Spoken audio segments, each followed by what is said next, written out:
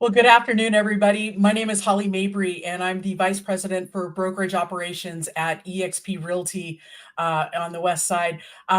Joining me today, and I'm so very excited, we've got our CEO of eXp Realty, Leo Pareja, as well as Kendall Bonner. I'm so very excited, our VP of Industry Relations. Welcome, everybody. How's everybody doing? Hey, so excited to be here today. This is awesome. I love this. Well, jumping right in, we wanted to get back to you. It's been 60 days since the NAR settlement, and it was really important to us to make sure that we were keeping you as up to date as with the information that we know as we prepare you for what's next and how we work together. So one of the things that we're going to cover today is new information, right? So we went live on March 18th, which was the first business day after the settlement was announced, which, a lot of new information has come out from enforcement to when the actual start date will be. It's been pushed back from the original date. So we were very thoughtful to make sure that this is not the same conversation we had last time, but we did want to remind you guys of one thing. So under the NAR settlement, every eXp agent is covered by the settlement due to the fact that you guys were all dues paying member of NAR. So as individuals, which is the biggest concern that most agents had, you are fully released.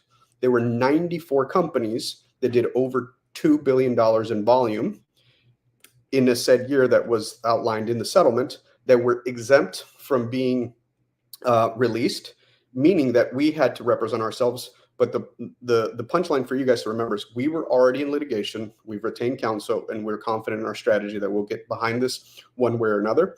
But the punchline is, for you guys out there that are licensed agents, solo producers, team leaders, you are all released from any and all liability from this lawsuit, from the settlement that NAR negotiated.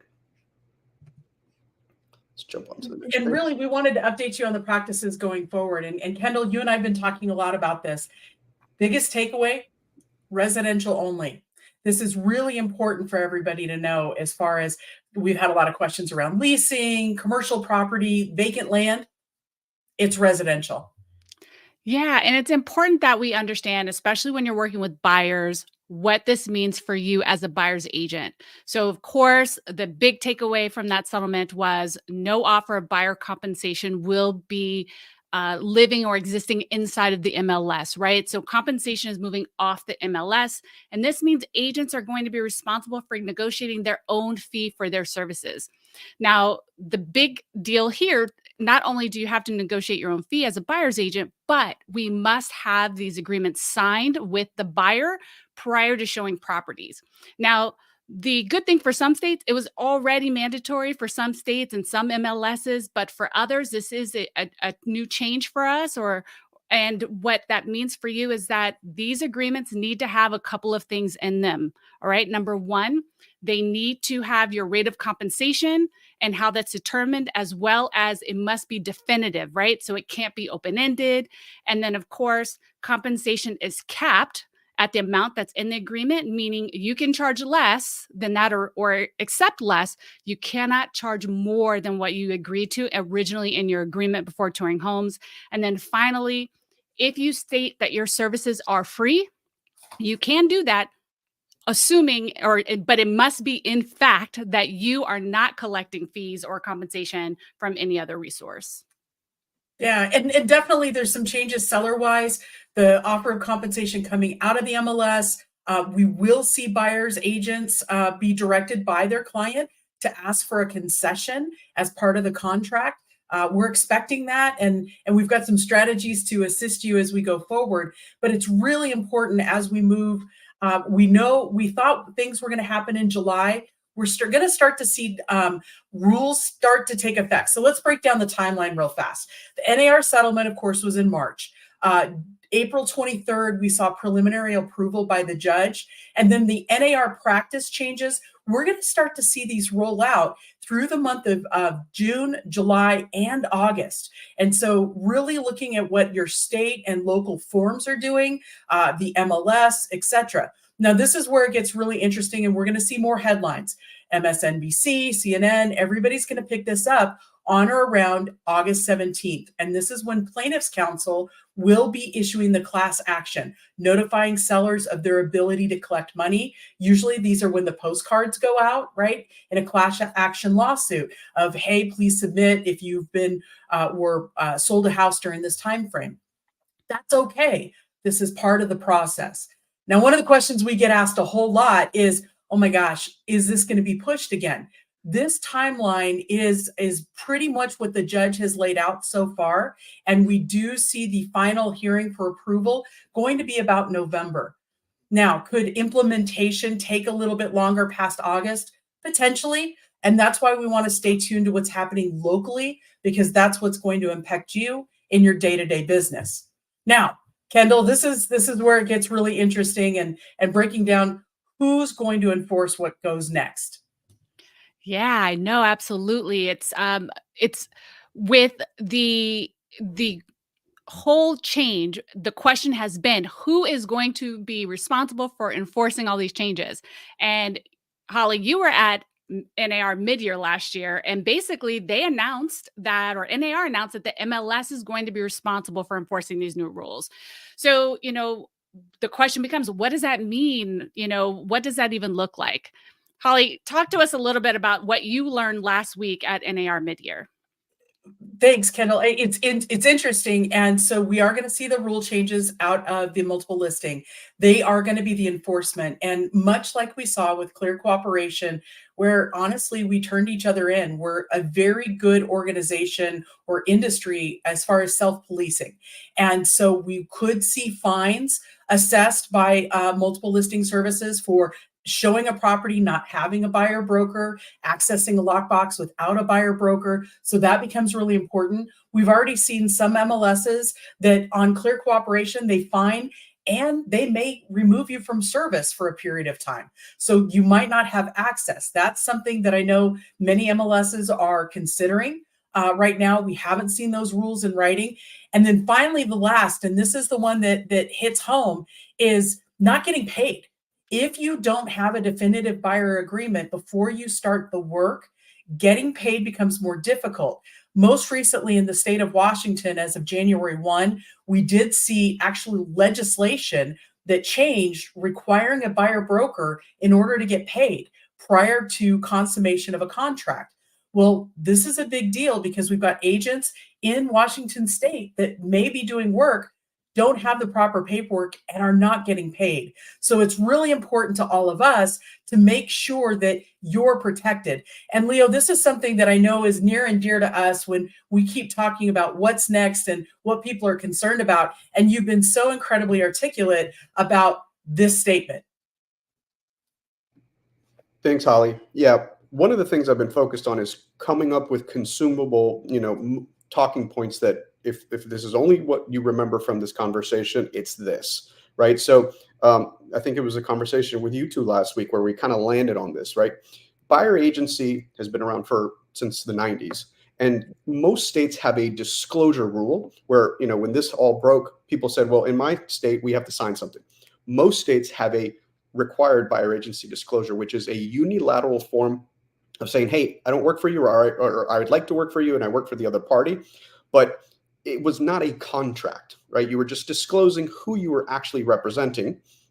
And buyer agency was mostly done through implied representation through the services you rendered. So it was only a few states that required buyer representation agreements. And the big distinction between disclosure and representation is one is an employment contract with a set period of time, an amount of consideration that will be exchanged, basically the ingredients that you need for a two-party contract with meeting of the minds. And that's a very legal definition of what a contract is.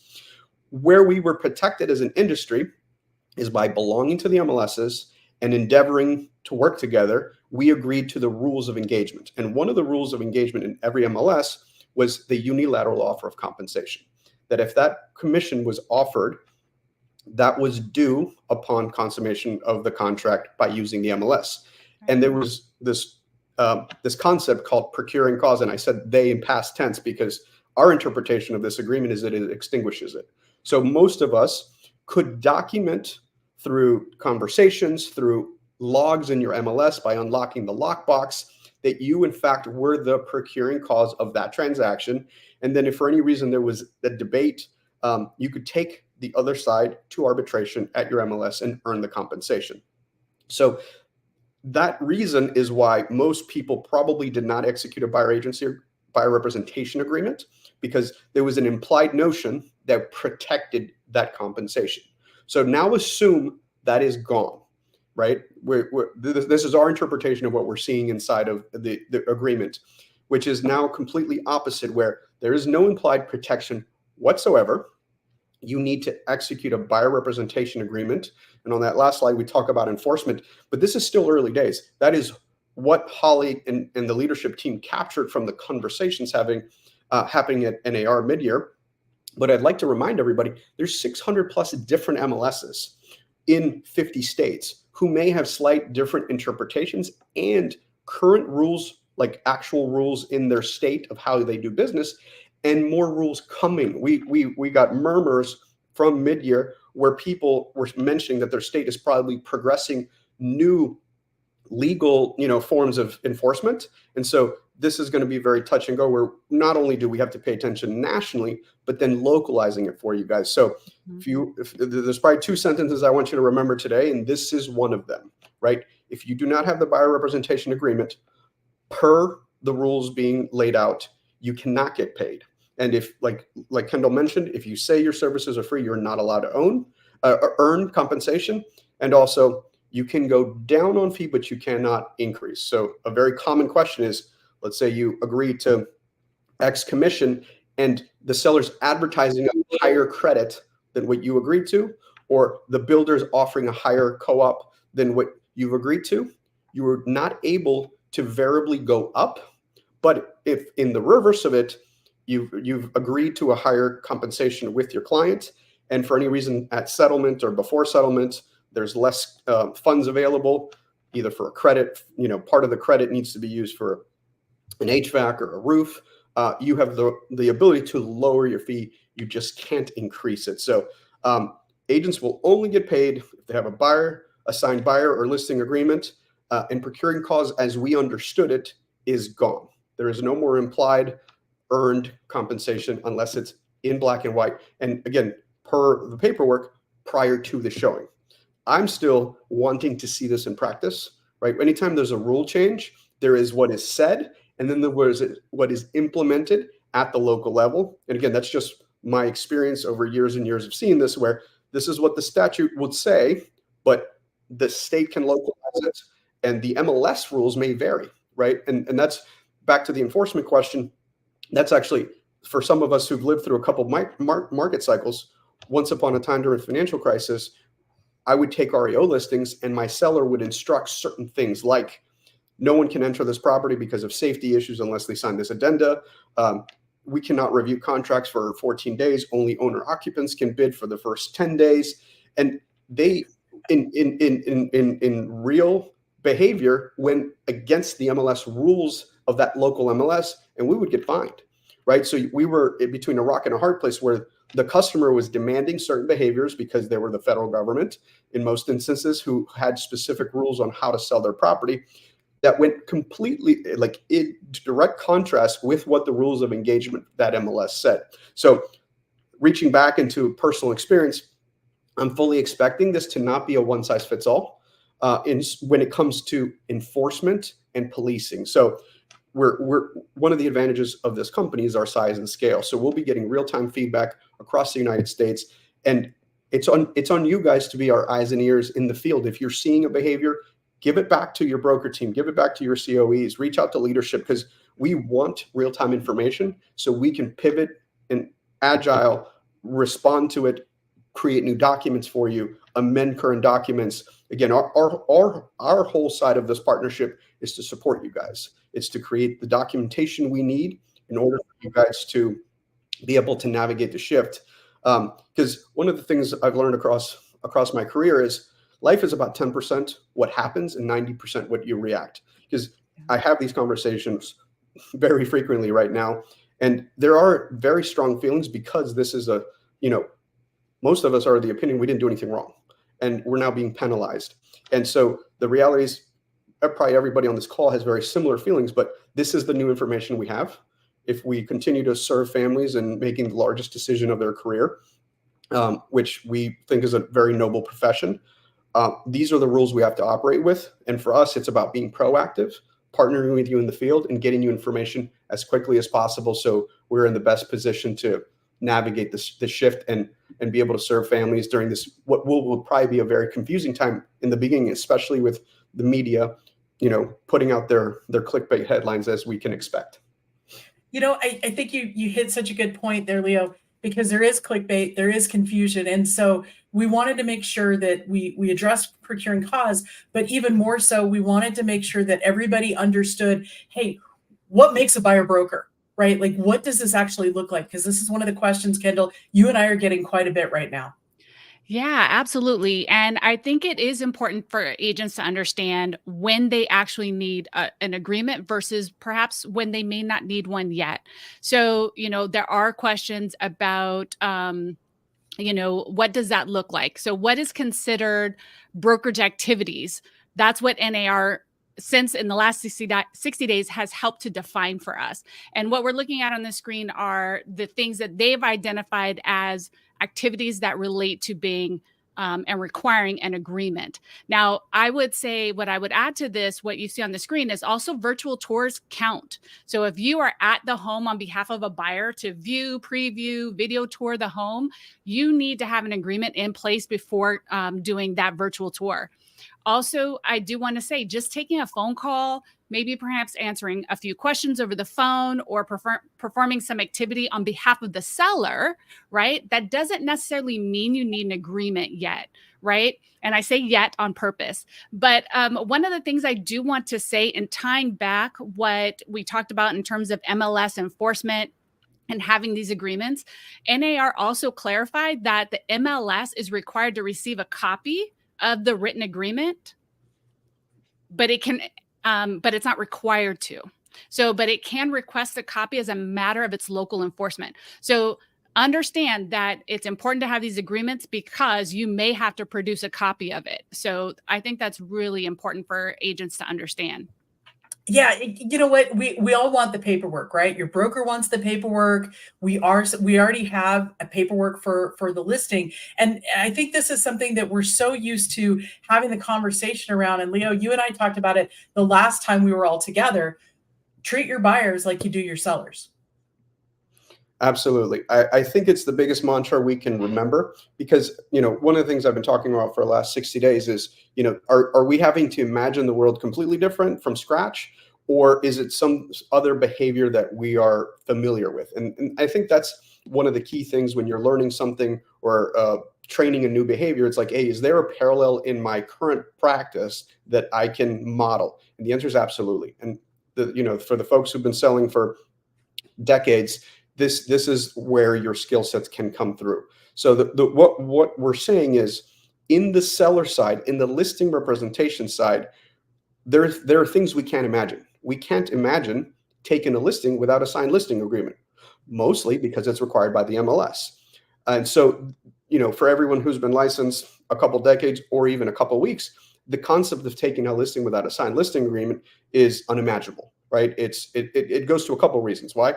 Real estate operates under what's called the statute of frauds, meaning that oral agreements are not enforceable. It has to be in writing to be enforceable. Oral agreements in other industries or in other moments in life are fully enforceable in the United States. Real estate has a specific federal statute that exempts everything from that. So for us in real estate, taking a listing without a listing agreement is unfathomable. It's that same thought process. And the other thing that we're saying to folks is, all the behaviors and systems that you've had on the listing side is what you need to focus on for the buy side. So what do I mean by that? When you show up to an appointment, assume you're in a multiple bidding situation for that piece of business, right? When we show up as a listing agent, especially in the last 5, 6, 7, 8 years, there's such low inventory. We've always assumed walking into that appointment that seller is interviewing multiple people, and you have to show up with a strong value proposition that you can articulate. That's typically done through a solid listing presentation where you actually identify the services you're willing to do, i.e., signing the ground lockbox on the front door, maybe high-end video, maybe drone video. And when you show up, you articulate your value proposition for the fee you're willing to accept. You also know all of your stats as a listing agent. You know your days on market. You know your market share in a subdivision. You know your list to sales price ratio. You have all of the points that make you stand out against other presentations. And so as an agent, you are prepared to compete and secure that agreement before you spend any money and invest any time in marketing that home. And so put your listing agent hat on and build out your buyer agent process. So I would assume, including myself, after selling real estate for a very long time, I don't think any of us are prepared to articulate those numbers, and it's going to be a new muscle we need to develop. So the way I'm suggesting you do it is call and interview buyers you've put into homes over the last couple of years, right? Ask them, what about the services you rendered were amazing, they were impressed with, right? Because there are things you already do on a regular basis that you don't actually even put that much value in compared to what the consumer experiences, right? So do you know how many times in the last year or two were you in a multiple contract situation and won? Do you know what the average concessions you receive for the buyer in the last 12 months were? Was it an average of 2, 3, 4, 6, 10%, right? Is the brag that you were able to find them a home in a week, in a month? You know, do you know the average showings to contract that you've been carrying, right? And once you've identified all this stuff, because again, I'm making the assumption that none of us know them all in our head because it's not a conversation we're used to having, right? So it's very important that we now develop this new muscle and develop these presentations that can be articulated. And my suggestion is, while you have these people on the phone, and assuming they're happy past customers of yours, which by the way, statistically, most of them are, I would ask them to actually go to your social media preference, digital footprint, meaning Google reviews, Zillow reviews, wherever you guide people towards, and specifically ask them to review your buyer representation skills, right? Have them say, we were in a multiple contract situation and Kendall expertly negotiated, not by increasing price, but maybe negotiating a rent back. So it didn't come out of my pocket. I was able to give the seller an item of value that didn't come out of my pocket, and just being able to articulate what most of us take for granted, right? We do this professionally, and sometimes we forget the level of service that we're delivering to consumers. So it's putting on your listing agent hat from a marketing standpoint, being able to articulate and explain that value proposition, right? Some of you do phenomenal jobs by introducing them to trusted partners that get them a better rate than they found themselves, right? Yeah. You were able to identify a title or escrow company that had better fees than what had been recommended to them by somebody else, right? That home inspector who was able to uncover a potential liability and either get them out of the contract, right? Because once we're in contracts, we forget that these are legally binding documents, and you have to have solid timelines with solid contingencies to get the buyer out in case something arises. And if they want to move forward, be able to quickly get multiple bids from reputable contractors and negotiate the proper concessions. So again, I'm telling you guys stuff that you do second nature, but now you're going to have to be able to explain, itemize, just like on that listing presentations, I'm going to do X, Y, and Z. As a buyer agent, you need to explain, this is what I do. This is what we get paid for, right? Because we've all been in a conversation where somebody says, well, I just need that little key thing that you have, and I can do this myself. Not appreciating the fact that the average buyer transaction takes north of 80 hours, or the fact that NAR's identified about 111, specific tasks that we complete prior to. And even Zillow, who puts out a pretty good report about for sale by owner behavior and folks who've gone through the transaction without representation, one of the feedbacks they said that was very hard and it was a full-time job.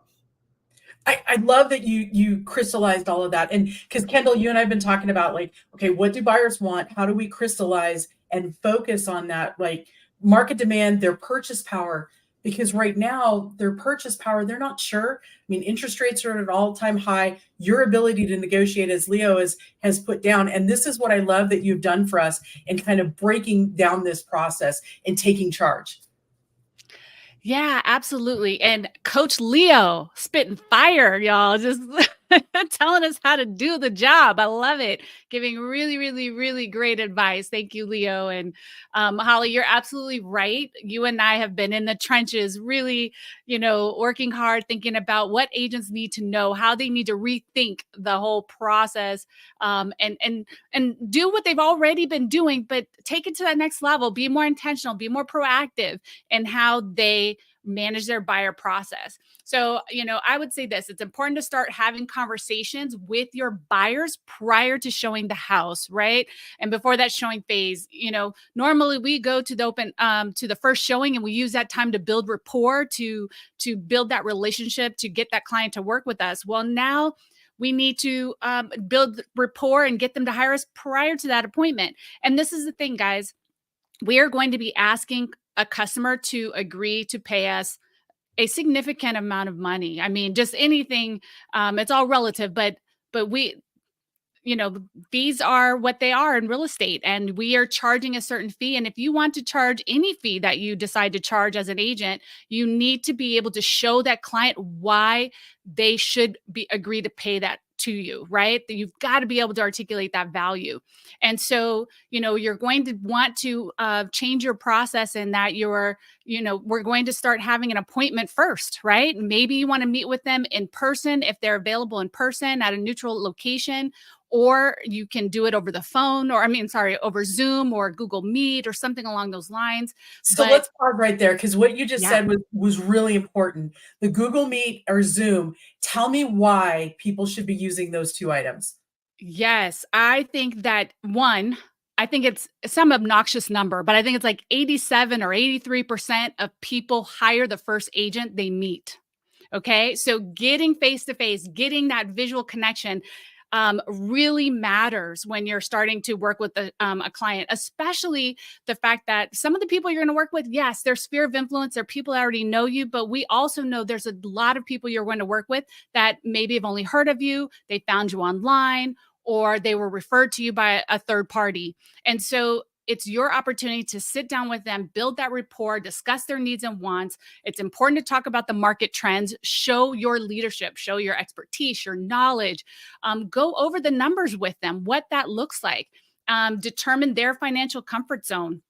Also introduce them to your partners, whether it's your lender partner, and all the resources that you bring to the table. And then that will make it so much easier for you to actually negotiate your success fee, right? Which you are now going to need in order to go to work for them. So, having that professional strategy meeting with them is going to be critical to getting them to understand your value proposition, feel comfortable and confident in working with you, so that they feel informed, they feel empowered, they feel taken care of. And you need to be thinking about, as you go into those meetings, how are your skills? How's your knowledge? How's your technology? How are the resources that you bring to the table going to best help them accomplish those goals? So, thinking about these steps and kind of reordering them, I think is going to be really important for agents to, as they think about how they take charge of that buyer process, for the consumer to feel comfortable and to feel like you know what you're doing. So start to take time, agents. Think about that.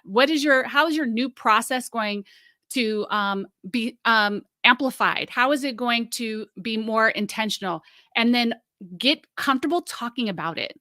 Right? People will trust and follow a process. We've been taught process since birth, right? Going to school, there was a process. When you go to the grocery store, there's a process. People will trust and follow a process. So the more comfortable you are with a very proactive and intentional process with working with your clients, the easier it will be for your clients to follow you and to follow along with that process, right? So those things I think are super important for agents to be thinking about. And, so I recommend meeting with them ahead of time.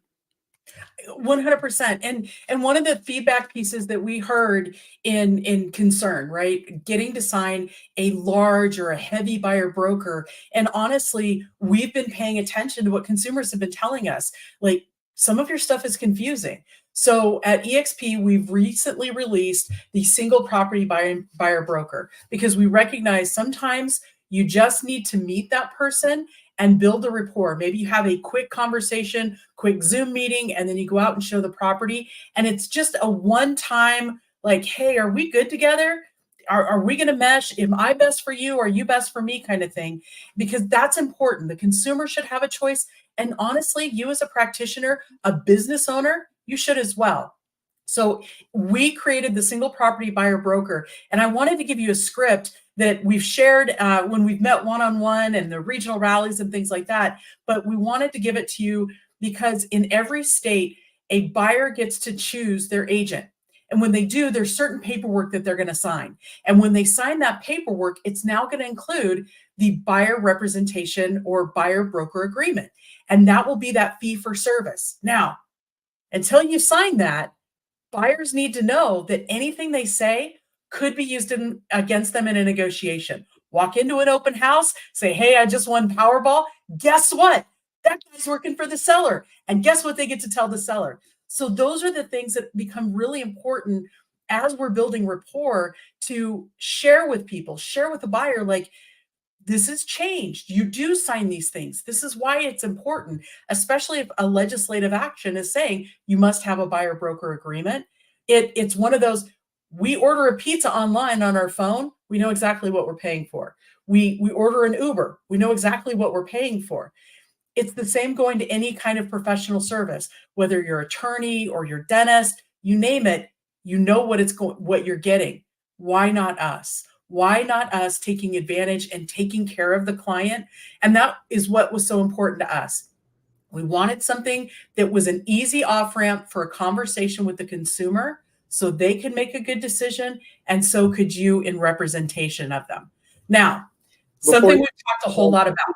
Before you move on from there, if we go back to the single property, and this is part of my favorite part about this company is our agility, right? This was a demand from you all, right? As soon as the settlement broke, we got hundreds and hundreds of emails, direct messages, and people's main concern was, if I get a complete cold opportunity, meaning sign call, internet lead, right? Something's completely different if it's a sphere of influence, it's a repeat customer, there's a lot of rapport, they can meet you somewhere. But a lot of people, they're just trying to get into that property, right? And the overwhelming feedback from you all was, hey, signing a 6 to 8 page contract, depending on what state you do business in, that is exclusive with long-term commits and you owe me the money no matter what, was a very not conductive form for what the rules came out with. We were the first company to put one out, period, ahead of state associations, ahead of MLSs, whoever produces the form in that jurisdiction, because we're listening to you, right? And by the way, Holly is working on 2.0 coming in weeks because we're getting live feedback. So we're your platform to support your business. Any feedback you're getting, if it works, what doesn't work, do you guys think we should improve them, amendment, create additional forms, right? Do we need 2 or 3 flavors of ice cream, like a low, medium, high? Right now we have, this lower commit one, and then we have the ones that you guys use in your states. And we're also going to give you language that we think works within the state ones. But again, this is a collaborative process, and we're proud to be proactively leading the way versus waiting till mid-August to find out what's going to happen, right? So we're testing, getting feedback, because ultimately, you guys got to remember, consumers will decide what happens, right? I think Kendall touched on it earlier, where we truly believe we're a platform that supports real estate entrepreneurs to build whatever business they want. Our 3 ingredients I look for is legal, ethical, and enforceable according to the rules of engagement. We're not telling you what to charge or what not to charge, what menu of services to offer, what menu of services not to offer. We want to give you the tools for you to serve the customers that you serve in the most fiduciary way possible. And what we do know is that different customers have different level of needs. And so there could be a multiple offering. But what you guys need to also remember is this single form, as the feedback we're getting, could be part of a sequence of events, right? The cold lead leads to this agreement. Maybe it leads to 1 or 2 showings where you kind of, both parties feel each other out to see if there's, a win-win chemistry of working together. And then you would potentially drive them to a full presentation, whether it's at an office or a coffee shop, at the kitchen table where you actually get to articulate your full value proposition, that consumer fully commits to working with you for months on end, where you will actually deploy lots of resources and time and energy, and then you get them to the fully exclusive one. So don't think of this as an or, but maybe as an and, right? So it could be a first step to get them into rapport. And then, because there's folks who said, hey, I still want to get the exclusive. Good for you. But we wanted to give you a tool so consumers didn't have one more objection. Because, even in the comments, I'm seeing folks saying, in my area, that's going to be a harder sell. We hear you. And so, but the reality is, if these rules go into effect, which we assume they will mid-August, this is what we're being told is required to do the business. So we were trying to give you the tools necessary to continue to serve families. On my team, we have a statement, and is having the best mindset, skill set, tool set.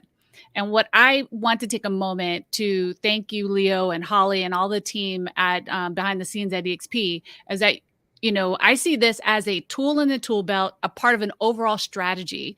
And I appreciate that our leadership took the time to think about that and listen to our needs, our concerns, and try to provide tools in the toolkit so that as an overall strategy, as agents, we can be as best prepared as possible. And I do want to take a moment to thank you for that, because I think that's important. Whether agents decide to use it or not, it doesn't have to be used 100%. It's not being required. That specific document's not being required to use, but to be used. But it is a great tool in the toolkit for when you need it, right? It's like having a screwdriver. Sometimes you need a flathead. Sometimes, you need absolutely.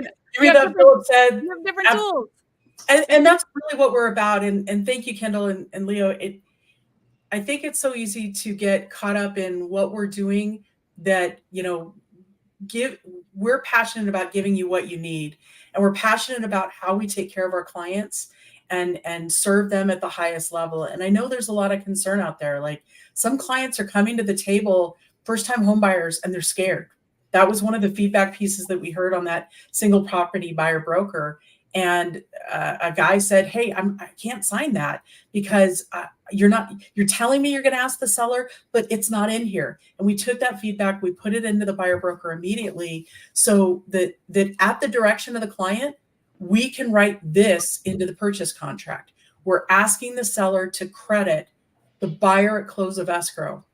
And what I appreciate over the last few weeks, we've seen the GSEs, FHA, Fannie Mae, Freddie, Ginnie Mae, all come out and say, look, we recognize that the buyer broker fee should not be part of the loan costs. And so they're keeping those separated, which is huge. But this is the key for you and I going to work on behalf of our buyers. We have to write it in the contract. If it's not an MLS, and it won't become mid-August, we have to make sure that if our buyer needs help, we're asking for it. It's just like asking for the washer and dryer. We want to make sure that we're suiting up and showing up in the best way possible for our clients. Yeah, Kendall. Yeah, Holly. And I just want to pause and ask you a question, because in all of our conversations over the last couple of weeks, I told you I was probably going to ask you this on air, and I hope I don't throw this as a whammy to you, but you are a well-prepared woman. Agents are concerned about getting first-time home buyers and VA buyers to sign buyer brokerage agreements, right? Or buyer rep agreements. What is your advice? Because when you and I talked, you had great wisdom about this. Like, how should agents approach this agreement in terms of getting this signed off before going to see homes? I think two things. One, when you are working in that segment of the market, first-time home buyers or VA, you have such a passion for those folks that is second to none. And so when you sit with them, the strategy is, this is how I help you. And I think Leo, on our last call, he talked about, you walk side by side with that client, you're their Sherpa, you're their guide through the process. So when you're doing this, I want you to sit and talk to them about what it looks like in totality of buying the house, right? Because when we talk about affordability, it's not just the price of the house. It's their insurance, right? Is it in a flood zone? It's their utilities. Can they afford the utilities that are on it? It's maintenance. I've had first-time home buyers back out of buying a property because the home inspection came back and said the roof's got 8 years on it. Mhm. In my mind, 8 years is fantastic. For my first time home buyer, they're like, we're planning on being here for quite a while. And that is a really expensive thing. If the seller won't work with us on the roof, we can't buy this house. So that's why, going back to what you said in the very beginning, Kendall, sitting with your buyers and understanding their need, their concern, walking them through what it looks like from beginning to end. And also, I find giving them permission. Sometimes when we go to buy a house or buy anything, sometimes it's just you have the permission to make the decision, and that sometimes it's not a good fit. So let's cancel, or let's not go forward. And showing them what this script does that you can write into the contract is empowering. It's like, oh, I've got another negotiating strategy. I've got another way forward. Mhm. I want to empower all of you as agents. It doesn't matter if it's a first-time home buyer or a VA buyer. This is an opportunity. Now, I know for those of you who are so passionate about our veterans, this statement does not work for our veterans, right? Because this says it's coming from the buyer broker. We've got you. While we're waiting for the VA, and we were part of the NAR legislative lobbying last week to our members of Congress around VA and modernization of that program. We are in development and will have for you probably in June a document that is a direct seller to buyer broker payment of commission. So that way, if you're working with a veteran, you can pull that up and say, okay, you can authorize me on whatever house we go to look at before we show it. I'll call the seller, the listing agent, and ask, are you willing to compensate? And if they are, we'll send that over. They'll send it back. And if it meets everybody's standards, great, then we'll go look at the house. But I'm not going to put you in a position that you're uncomfortable. So we've got that form coming for you. I want to protect our veterans and our agents who protect them as well. So that's coming very, very soon. Love that. Thank you for taking a time to answer that, because I think it's just such a critical question and thought process that every agent is out there concerned and worried about. And we certainly want to make sure we take care of all of our clients, not just any individual one. Absolutely. And so we've talked a lot about buyers, right? This is where we're all going to make the pivot. And this is something that the three of us are super passionate about, having been listing agents in the various markets, right? So when we're prepping a seller, and I actually took a listing this last week, a really good past client, and I was like, all right, let's talk about what's changing. We may not be on the market when all this changes, but let's have the conversation because you're about to be a buyer in another market. And so we walked through it all. We talked about marketing. We talked about the offer of compensation and what that looks like, concessions that may get asked for because interest rates are still high, what he's willing to do, the process, and then at the end of the day, his net proceeds. Because Mhm. sometimes all of these things kind of trickle down. So, Kendall, you and I were talking a lot about open houses. What are people going to do with open houses as the new rules come across? Yes, yes. It is important to understand that you do not need a buyer brokerage agreement for holding a house open when you are working on behalf of the seller.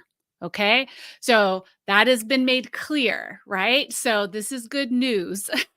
I know that was in the chat. Agents were asking, what do we do with open houses? If you are holding an open house on behalf of the seller, you don't need a buyer brokerage agreement for every person that walks in the door. If you have an unrepresented customer either call you or want to preview the home, or an open house buyer wants to make an offer on the home, then of course you need to get something in writing with that buyer if you expect to get paid by that buyer or on the buyer's behalf for the services and the brokerage services that you are performing on their behalf to Okay, help let's them pause purchase that there home. though, because you there was so much, right? So Yeah. one, if you're doing an open house, nothing needed until the buyer starts to cross that gray line and say, I think I'd like representation. And that's like the trigger, right? That's why we wanted to set out what makes a buyer broker earlier in our conversation. So, what if the buyer's like, hey, I want to make an offer, but I don't want an agent? Great question. If they don't want an agent, then I think that it's important that you make that clear with the seller and with the buyer what that means. You also should talk to your state broker, because I know that every state is different, especially as it relates to non-representation. We have that agency status here in Florida. So I definitely recommend you talk to your broker about that. But you should expect that without an agreement, you cannot get paid for working on behalf of that buyer. Yeah, and so this is the thing that we would say overall: make good choices in who you want to represent. Make good choices in what makes the most sense. If you're representing the seller may not want you to represent a buyer. They may want to stay in single agency in that way. Okay. That same with calls for compensation, having the conversation up front. And this is the other thing I would share. Please don't make that call for your seller. Always call them. They're the ultimate decision maker. The minute Kendall calls me and says, "Hey, Holly, somebody offering compensation on this," and I make the call of yes, no, maybe, oh my goodness, it's a danger zone. So please make sure you're moving forward on all of these things. And this is what I will share. All of your state brokers, we will be training on this for the next now and forever, because it's always going to be an evolving process as new rules are created. We may have new forms that we create to better assist you in your business. But listing agent strategies, the opportunity to visit with your sellers right now is paramount. Beat Yeah. them before the headlines do. Yeah, absolutely, Holly. And I would say this too, to my listing agents in the audience, I just want to remind you that it's now more important than ever to have a different type of conversation around compensation. Meaning, in the past, when you went into a listing appointment, you were advocating to collect a commission for both sides of the transaction. And now your job is to advocate for your compensation and, of course, justify the value that you bring to the seller. And you're going to continue to do that. But now you'll have to explain to the seller that instead of discussing compensation for the buy side today at the listing appointment, we're likely going to have these discussions as we receive offers, right? So the process going forward, right, is now that buyer's agents are going to be working with their buyers to get on the same page of what that success fee looks like. And then in some cases, not all, but in some, we will see, and probably many, we will see buyers asking you, the seller, to help them pay their agent. But again, reminding our sellers, this is always negotiable. And that, the other thing I would say is that offering compensation to the buyer's agent as a seller is also an incentive to the buyer, right? So now it's not just an incentive to the buyer's agent, it's also an incentive to that buyer. And so depending on the marketplace and whether it's a buyer's market or a seller's market, these are, again, negotiating tools that a seller has in order to get everything else that they want, right, in the transaction. So it's an option, and it's just important to recognize the role that compensation plays in that transaction for both sides.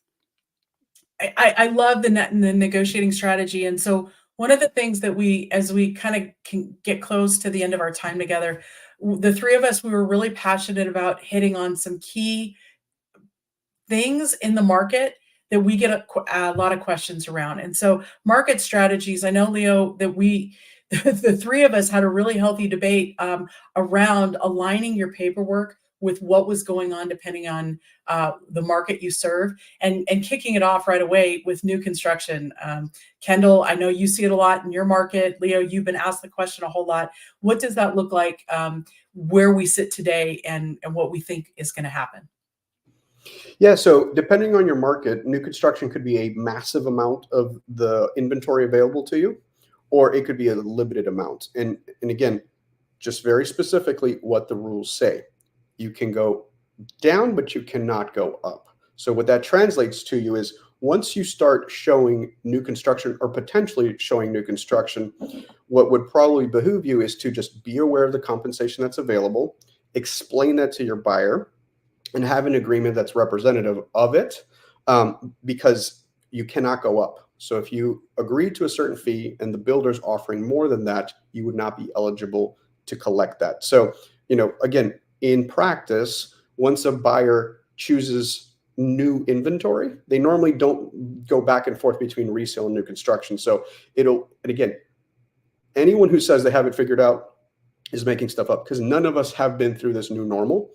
And this is a perfect example of what we believe that will emerge best practices, but all we can do is work with the information we have today. So the information is, you as an educated agent should know the inventory available in your market and educating your consumer. And that also translates to, because a lot of the times the new construction bonuses are specific to your relationship with the builder, meaning, did you sell 1, 2, 3, 4 transactions in a said period of 12 months? And so the bonuses are typically because of your performance. And again, it's all about education and transparency, that you can actually educate the consumer, again, depending on the market and the relationship, that might not be eligible to them if they were walking in the door and represented. So what I think is going to come out of this whole process is transparency. The more completely upfront you are with your consumers and explain how you earn a fee for the services rendered, the less murkiness, the less confusion that will come from this process. Yeah. And just to add to that and piggyback what Leo is saying, agents, it goes back to being proactive in your process. If you know that a customer, through your consultation or your marketing or your meeting strategy call or that you've had with them, that they are interested in new construction, do your homework ahead of time. And let me tell you why. In fact, just recently, an agent on my team just went under contract on new construction, and it offered a flat fee, a very low flat fee. I'll just say that much.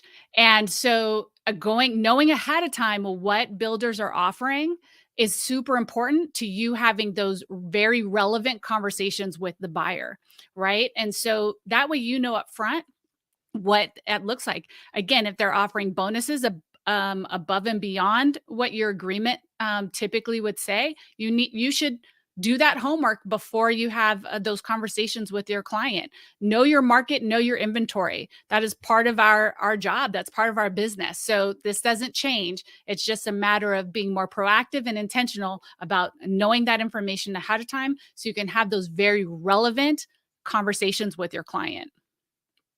Absolutely. And the same goes when you start to strategically think about resort or second home markets. And a lot of our second home markets, folks come in and they're there for a vacation, they're there for the weekend, and their mindset is different. And so you're playing the long game. On average, it takes about 5 years for somebody to make a commitment on a second home, because it's such a luxury thing to have. And so what I want you to consider is, maybe you do a weekend or a week buyer broker, but your follow-up is so incredibly strategic, right? They wouldn't think of going anywhere else because of the value you can continue to provide in your follow-up, in your messaging, and how you contact and reach out. And then when they say, hey, I'm coming up this weekend, you send them a buyer broker for the weekend. You send them a buyer broker for the week. That way you're constantly in action with them, and you're having those conversations openly, but they get used to you, you get used to them. It becomes really important. We talked a lot about first-time home buyer and VA, and I can't stress it enough, Kendall, like when it comes to first-time home buyer, set them for success. Walk them through the process. They don't know what they don't know. And so we've got so many of our great agents that do videos online explaining the process. And those are great things to drip on people to get them started, don't you think? Absolutely. Absolutely. Anytime we can communicate with our client, we are building trust and rapport, right? So, so much of communication is in what they see, is in our actions and the vision of seeing and meeting us. So definitely do those videos, do those pieces of content, allow that customer to experience working with you before they ever work with you. As one of the things my coach has always taught me, and it has been so important for allowing people to know, like, and trust me, sometimes even before they actually ever meet me, because I give them quality content ahead of the time. So definitely such a good piece of advice. Love it. Now let's shift to investors. Leo, you worked a lot with investors. Kendall, I know you have too. So there's some nuances here to just explore strategy wise. Yeah, again, investors have become, over the last couple of years, a bigger piece of the market, right? So, knowing your inventory of new construction versus if you were to resort home or resale, understanding if they're active investors in your market, whether it's buy and hold or buy, fix and sell. These institutional minded folks have already baked in their expenses, right? So if you are now having these active conversations with investors in your market, it would be really good to understand the variability, right? Very large institutional customers who could potentially give you 1, 2, 3, 10, 20 transactions per year may have an amount that's already in their budget for this. And again, with those investors, if you can surface and identify off-market opportunities leading into EXP exclusives, where again, one of the best use cases I've seen for EXP exclusives is listing a rental property that could have 6, 8, 12 months left on the lease. And because of that, and not being able to show it with moments notice, it actually would violate the MLS rules to stick it in the MLS. You can mark it in EXP exclusives and then find another investor in that town to potentially acquire it. And when you're actually surfacing properties that are not on the MLS, that becomes a higher value activity for an investor who's looking for an edge in expanding their portfolio. So again, this new change gives you the ammunition to have different conversations you may not have had in the past, because these rules are, required in order to practice in the markets that we're going to practice in. So it again, 10% of life is what happens and 90% is our reaction to it. I'm with most of you on the call that, we completely agree. We were taking care of folks and not doing anything wrong, but these are the new rules that we're, left to deal with. And so make sure that you're building the systems, you're building the talk tracks, you're educating yourself and the buyers and sellers in your market for the opportunities that could be available to them. For sure. So let's set you all for success. What can you expect from your company? Right now, we've got coming soon several forms. Leo referenced the exclusive buyer broker, our 2.0 version. We're really focused on making it consumer centric and easy to sign. We're under the firm belief that if it's confusing to you or the consumer, nobody should sign it. And that actually is a script we want you to use. If you're looking at some of the forms that are out there, if it's confusing, you shouldn't use it, you shouldn't sign it. And we really want to be able to help you through that. We're also working on the direct pay seller directly to a buyer broker. That way we can work for our veteran buyers and take care of them while we wait for the modernization of the VA loans. We are also working on the EXP listing agreement. We're going to be taking that state by state because it's a pretty big lift. But we're passionate about it because we've seen some of the preview of the listing agreements that state associations are rolling out. And quite frankly, they don't meet our standard. This is a brave new world. And we made the decision strategically as a company that we wanted to make sure that we were taking care of you, our agent, and our client.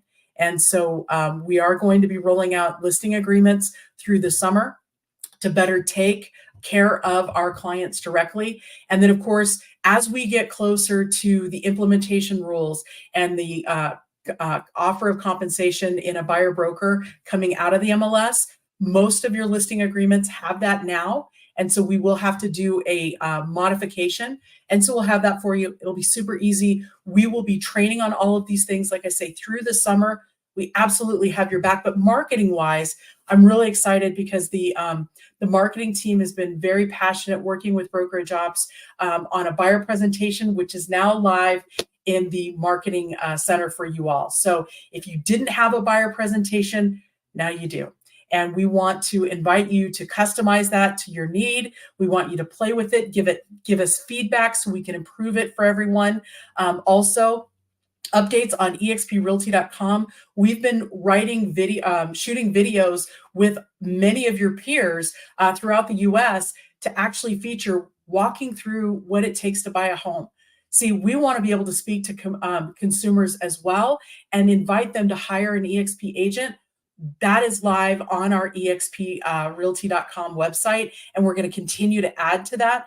We want to be a resource to our consumers. We want to be a resource to all of you. So if you don't have the time to build those videos, great, we've got your back. And then finally, listing presentations, we continue to improve those. Please customize these things to yourself and use them in your business. If you see something or you would like something more, please reach out. Let Kendall know, let me know, Leo. We are happy to go to marketing and help improve that for you as we go forward. But we're just coming to the end of our time. We really wanted to leave you with some best practice tips. And Leo, you hit this earlier, but it's such solid gold. Will you break it down for us? Very simple. Treat your buyers like you treat your sellers, which translates to having a buyer presentation as good as your listing presentation. Know your stats, go research them, go find out. And again, this is where masterminding with your peers, whether they're within our company, without outside our company, we will come up with the buzzwords like we have for listings, and you have to know them cold. Don't be afraid of agreements. Knowing your contracts makes you have more powerful tools in your tool belt. Again, I'm reading as many of the comments as I can. Some folks said, I'm never going to use that. That's perfectly okay. You can actually choose to operate your business as long as it's legal, ethical, and within the rules, however you see fit. We're trying to empower you with as many tools. And again, some of your states will probably have different specific guidelines. Give that feedback to us as quickly as possible so we can, make your specific agreements compliant with your states, which just so you all know, we've gotten feedback that there is legislation, so actual law progressing in many states as we speak that will probably supersede some of the rules in the NAR settlement agreement that we will have to localize for your state.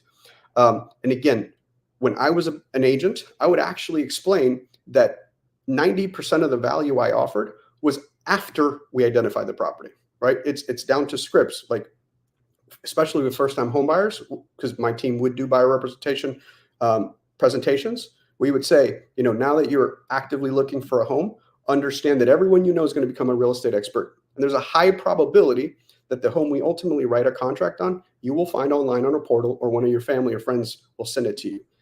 Once we identify the property, that's when my job actually starts, is executing that purchase and sale agreement, navigating potentially multiple contracts, getting you the best possible terms, getting you through multiple inspections, depending on what type of property and the location, navigating the negotiations, and getting you to a successful settlement with the terms that are best for your family. So you need to proactively explain where the value you deliver is, because if someone thinks all you do is unlock a door, this is going to be a much, much harder conversation to have going forward. Yeah, Kendall, you and I were really passionate as we were putting these best practices together, the don't be afraid of agreements. You feel so strongly about this. Yeah, I know a lot of you out there are ultimately just scared, right? These are big changes. They sound small, but they're huge. They literally change so much about how we've always done things, right? And it has nothing to do with the impact they were intended to have, right? This isn't about how much we charge. This is just the way we've done business. It's changing a little bit. And I want to tell you guys that don't be afraid. Get knowledgeable, get educated, right? The education, and honestly too, when we think about what causes fear, it's just a lot of times a lack of experience. And this is the beautiful thing, is it's new for all of us. This new world is new for all of us. So there's no brokerage that has an advantage except for us, because we're out there talking about it, and we're out there doing something about it. But there really is an opportunity here for everyone to really have a huge impact on how we help our customers, right? And that's what it's about at the end of the day. It's the consumer, it's the customer, right? And as we do our job exceptionally well, we will prevail, right? We will thrive in this environment. So get comfortable with your agreements, learn them, understand them, leverage them, use them to get the job done, right? They can work for you and the benefit of the customer. And honestly, go to the state broker trainings. We have some fabulous state brokers in our company. I mean, truly, they care and they work so hard. I've sat in so many meetings already in these last couple of weeks with them, and they are doing everything that they can to be as prepared as possible ahead of the game and ahead of the changes, so that we can support you and help you through and help you navigate all of these changes. So don't embrace fear, embrace courage and embrace the change, and let's move forward together. We're so grateful that you guys would take time out of your day to be with us. And Yeah. and truly, we are in a professionals market. As we go forward together, we are committed to helping you thrive. We're committed to helping you communicate better. And we are also incredibly committed to receptive and of your feedback. So if you see something, please reach out to your broker. Please reach out to any of us. We want to take care of you as we go forward into this new next. And of course, as we learn more, we are going to be front and center to be sharing with you, because we're not afraid to talk to you directly about what we see, where it's going, and that we're going to learn everything together. So thank you all for your time today. I just so incredibly honored to spend any time with you. Thank you, guys. Thank care, everybody. you. Yes.